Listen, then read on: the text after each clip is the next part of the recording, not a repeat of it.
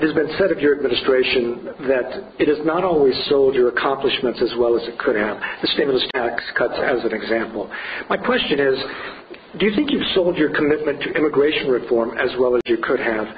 Because so much of the reporting has been on the record number of ICE arrests, deportations, etc. So if you would be so kind and address that. Well, I think I've been constant and persistent in saying that comprehensive immigration reform is not only good for those directly impacted, it's good for the country. We're a nation of laws and a nation of immigrants. And what I've consistently said is, yes, we need strong border security, and we've done that. In fact, a lot of the large increases in what are counted as deportations, in fact, are occurring right at the border and stopping folks who are just barely into the country. What I've also said is we've got to refocus our enforcement tools on criminals and not ordinary families who are just here trying to make a living and look after their families. And we've done that. But what I've also insisted on is we've got to have a pathway for legalization. People who may have been here for 5, 10, 20 years, whose children are American citizens oftentimes, who are woven into the fabric of our communities and contribute to our economy every single day. That traditionally has been a bipartisan view. And the sorrow that I have over the last, and the regret that I have over the last 3.5 years is the shift that we've seen in the Republican Party. I mean, this was a position that was supported by George W. Bush. It was a position supported by John McCain. And yet now we have people who used to be willing to work with Democrats on this issue who've gone in a reverse direction. And we now have a Republican nominee who is as stridently anti-immigration reform as we've seen in a very long time. So the bottom line is this. My commitment is as strong as it's ever been. I actually believe that we are going to get an immigration package done in 2013. The reason I'm confident about that is not only are Democrats united behind getting it done, but I also think that there are going to be Republicans who, after the election, have to do some soul searching, recognizing that the change in demographics in this country and their incapacity to have a message for the Latino community is something that will hamper them for a very long time. And I think you combine those two things, I think we've got a chance to get it done. When the DREAM Act failed to pass because of Republican obstruction, we went ahead and said, let's provide an opportunity for young people who have lived here and consider this home to have a deferred action. It's not a permanent fix, but it's a temporary fix that lifts the cloud for them. And the good news is that the application process has been proceeding smoothly. As we had anticipated, we're seeing a lot of faith groups and non-for-profits help in the application process. And this at least lays the groundwork for us to be able to do more work in 2013.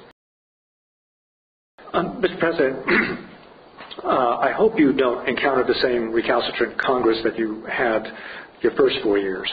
But it certainly wouldn't come as a shock if there was a cabal of legislators who felt the same way November 7th as they did in January 2009. Right. So how confident are you that that is going to change? Because a lot of people see gridlock, and I hate to use the term, but I think you're accustomed to hearing it. Well, this election will have an impact on that. If you have strong Latino turnout in states like Colorado, I promise you, folks who are opposed to comprehensive immigration reform will get the message. If, on the other hand, turnout is low, then the assumption of those who are blocking comprehensive immigration reform will be that we can pander to anti-immigrant sentiments and not be punished, and in fact be rewarded by some constituencies. So this election, I think, is critical, and for not only the Latino community, but for all Americans who want to see a immigration system that works, that's not broken, that provides streamlined legal immigration procedures, that provides a pathway for those who are taking responsibility and paying taxes, paying a fine, that helps young people so that the DREAM Act is a permanent piece of law as opposed to administrative action. I hope that they are encouraged and inspired to vote in this election up and down the ticket, not just at the presidential level. How are you going to deal with a Congress? How are you going to lose that Mr. Nice Guy image? Because people are expecting a great deal of you. Well, look, I make no apologies about wanting to reach out to everybody and to find common ground. That's what I ran on in 2008. I will continue to do that where it makes sense. And keep in mind that we achieved historic landmark legislation during the course of this first term. Our health insurance law is already helping millions of people. Ultimately will help probably 9 million Latino here in this country to get health insurance that they didn't have before, even though they were working very hard.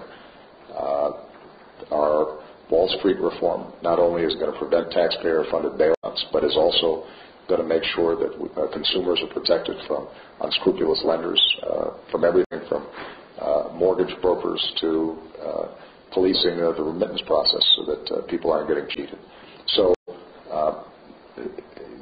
my general approach is to work with folks where they're willing to work with us, and where they aren't willing to work with us, to work around them, and where they're proposing things that are just bad for the country, blocking them.